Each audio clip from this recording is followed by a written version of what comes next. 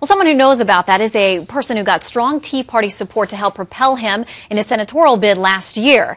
Now that Republican Senator Mike Lee has arrived in the nation's capital, the freshman Republican says the nation's mounting debt is among the top issues he wants to tackle. Joining us now, Senator Mike Lee, and we thank you so much for your time today, sir. Thank you. It's good to be with you. I want to start off by asking you about that last story about this proposal from your Democratic colleague Mark Udall and others who've joined in about mixing it up and sitting together during the State of the Union. Where do you come down on that? Well, I think it's an interesting idea. It goes against tradition, and there are a lot of things that we do as federal lawmakers that are by tradition. I don't personally see the need to offset that tradition. I'm brand new to this body. There are enough things that I want to do that are a departure from how things have been done, starting with things like adopting a balanced budget amendment. I don't personally see the need to change that tradition as far as sitting together where we sit at the State of the Union address, but look, I've got an open mind. I'm willing to have a look at it. All right, so let's talk about that. A balanced budget has always been high on your list, a key component for you coming to Washington. Getting a constitutional amendment passed, of course, no easy feat. How do you want to go about tackling this to make it a reality? Well, I think the American people are demanding it, and they demanded it in the way that they voted in the November 2010 election. The American people are seeing that we have, from Washington, mortgaged the future of unborn generations of Americans. That amounts to a form of taxation without representation.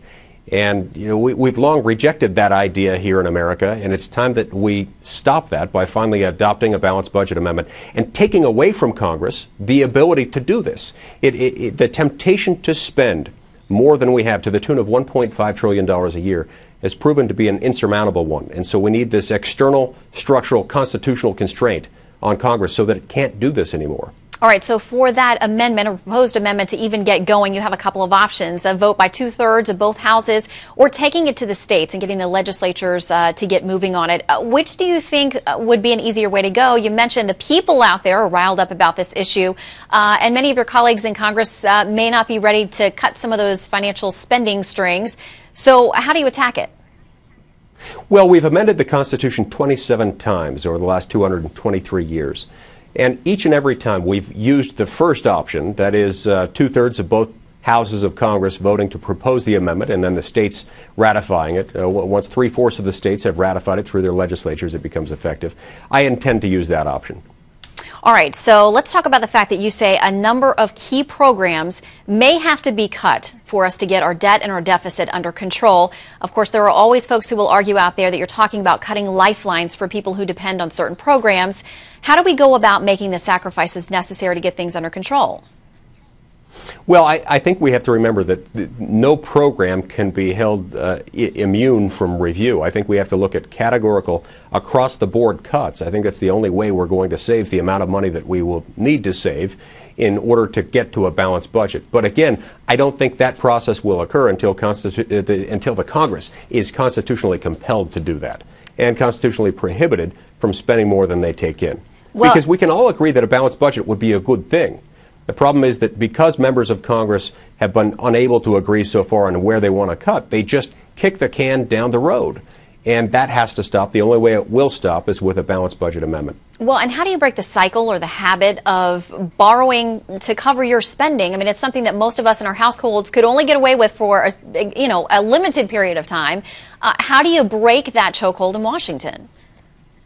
Well, if it were a household that we were talking about, we would say, let's cut up the credit card. Let's cut it into pieces and pay off the bill, which may take some time, but stop accumulating new debt. Passing a balanced budget amendment, first out of Congress and then getting it ratified by 3/4 of the states, is our collective act as a country of cutting up the credit card.